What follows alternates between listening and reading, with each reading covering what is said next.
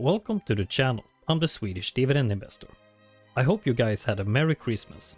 I was going to do my monthly income video, but since we are going to go through a lot of data and we still have 2 more trading days this year, I figured we will do that next Sunday. Today, we are going to take a look into Invesco Morningstar US Energy Infrastructure MLP ETF, tickers SMLD or MLPD for the different funds traded in Euro or MLPP for the British pound version. It's a high yield ETF offering big dividends, but is it a good investment? If you want to support me, don't forget to like, comment and subscribe. Your interactions really helps to get my videos to new viewers. With that out of the way, let's dive in. The Invesco Morningstar US Energy Infrastructure MLP ETF seeks to track the Morningstar MLP Composite Index. The Morningstar MLP Composite Index tracks US Master Limited Partnerships, MLPs, which operates in US energy infrastructure.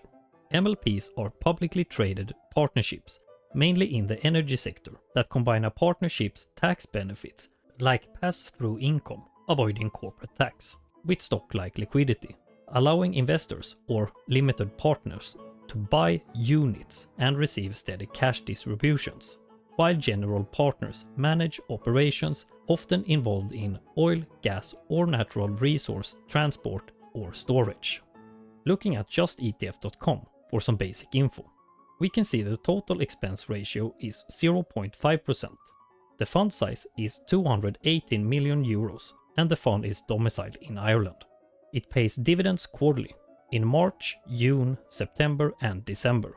We also see synthetic under replication. More on that in just a few seconds.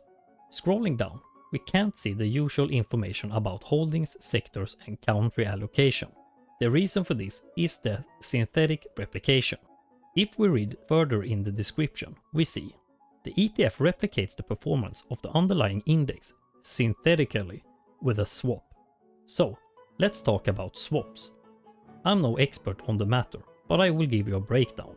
Some ETFs don't actually buy the asset in an index. Instead, they use swaps. These are called synthetic ETFs. Here's how it works. The ETF signs a total return swap with a bank. The ETF holds a basket of collateral assets and it passes the return from that basket to the bank. In exchange, the bank promises to pay the ETF the exact return of the index it wants to track. So even though the ETF doesn't own the index's stocks or commodities, investors still get the same performance as if it did. This structure has a few advantages. Synthetic ETFs often track their index more precisely, especially in hard to trade markets. They can also be more tax efficient, since they avoid owning certain assets directly, and they make it easier to access emerging or complex markets. The main downside is the counterparty risk, the risk that the bank fails to pay what it owes. Regulations limit this exposure, and ETFs use high quality collateral to reduce the risk, but it is still something investors need to understand. If this sounds complicated, just skip this ETF or any ETF using swaps. You don't want to own something you can't understand. So, I looked at their website to get further information. At the main page, we can see dividend yield here, 8.22%. That's pretty juicy. Scrolling down, we do see the holdings of the index, not the fund. They only have exposure to 14 of them. But I will go through the top 10, from biggest to smallest holding. Plains All American Pipeline, Western Midstream Partners, Enterprise Product Partners, Energy Transfer, MPLX, Hess Midstream, Cheniere Energy Partners, Dorchester Minerals, Sanuco, and Alliance Resource Partners. The country allocation is 99.9% US and 0.1% Monaco. Sector allocation is 91.8% into energy, 4.9% into industrials and 3.3% into utilities. Now, here is where things get complicated. Synthetic ETFs often uses collateral for the swaps, not related to the index. I won't go through each holding or allocation, I will just show you on the screen. The swap counterparty is Morgan Stanley. So now you might be as confused as I was when I started looking into this ETF.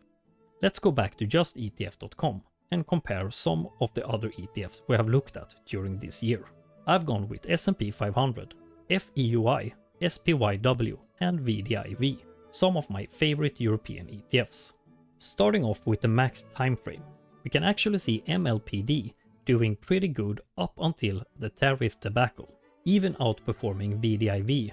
But as we can see, as of lately, they are second to last in the bunch. Year to date, even uglier, negative 16%. Ouch.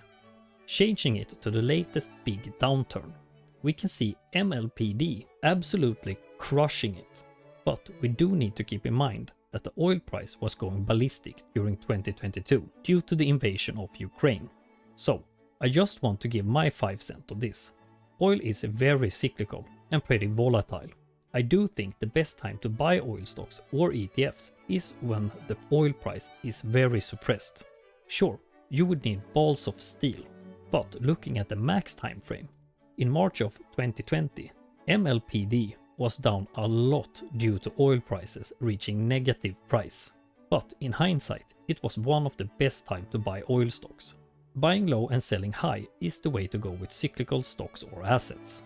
I've changed the time frame to the 18th of March 2020 to 18th of February 2025, the lowest and highest point for MLPD.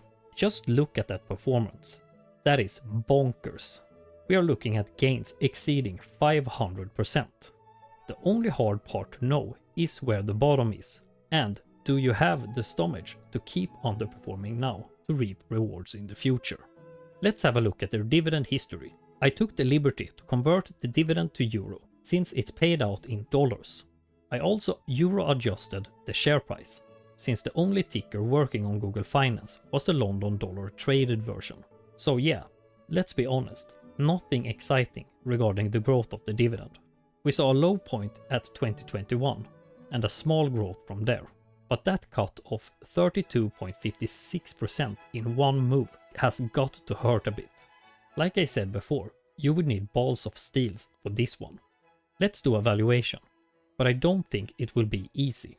This is not an exact science, but it is using math to calculate future growth and discounting it back to present time using the desired discount rate. Finally, giving it a multiple to multiply the discounted dividend to arrive at the present value for the future cash flow. It's a tough nut to crack since it does follow the oil price, but let's give it a try. I've gone with a discount rate of 10%. That's our required return, since we would at least want average market returns. For normal case, I've gone with a growth of 2% per year. Let's call it inflation rate. Now, as always, this could be higher growth for some years and lower others, but an average of 2% per year. Terminal multiple of 12. This represents the yield the market values the ETFs with 10 years in the future. 100 divided by 12 is 8.33, so a yield of 8.33%, about where we are today. This changes the price. A higher yield means a lower price and a low yield means a higher price, giving us a present value of 41.73 euros, so that's about where we are today. The present value is the price we want to pay to make 10% if they grow the dividend with 2% per year. Like I said, this is not an exact science, more like a mix between science and art. For the best case, I've gone with 3% growth, let's call it higher inflation.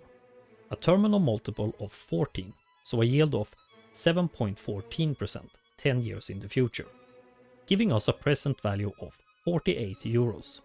Now, for the worst case, I've gone with a 10% decrease for the first 3 years. That's negative 10% each year, getting us to a low point of 2.48 euros in dividends per share. That's around the lowest level in their dividend history. 1% growth from there for the rest of the calculation. I also have a multiple of 10, so a 10% yield 10 years in the future, giving us a present value of 26.44 euros. Now, that's a worst case. But we also do a mixed valuation using a probability factor. This is to smooth out some uncertainties, since we don't really know how the future will be. I've gone with 70% for normal case and 15 each for best and worst case, giving us a fair price of 40.38 euros or 36.34 euros with a 10% margin of safety. So, without the margin of safety, we are just €1 above the fair price, meaning a 9 to 10% return is possible if the scenarios plays out. So, what are my thoughts? Well, it is appealing and it's making my buy finger itch. I do have some problems with this one though. The first is using swaps. To be honest, I don't fully understand swaps, not in every detail, and I don't like to invest in something I don't fully understand. The second thing is the dividend history. Sure, as we saw before, buying this ETF at a crisis, investor got rewarded handsomely, but are we anywhere near a crisis level? I don't think so. I think the oil price could reach even lower levels in the future, and I rather own individual oil companies with higher dividends, like Vår Energi or Aker BP. However, if you don't like the risk of holding individual companies, maybe take a look into MLPD and see how it fits you and your goals. For now though, I would say pass. But if we get an even lower oil price, I could see myself buying this, maybe at the margin of safety level of around 35 euros. What about you guys? Are you holding this or are you considering buying it? Let me know in the comments. Have a happy new year and we will see each other in 2026. Don't miss the next income update, and if you found this video helpful, make sure to like and subscribe if you haven't already. I'm the Swedish dividend investor. Stay smart, stay patient and keep stacking those dividends. Happy New Year, or Gott Nytt År as we say in Sweden. Ha det gött!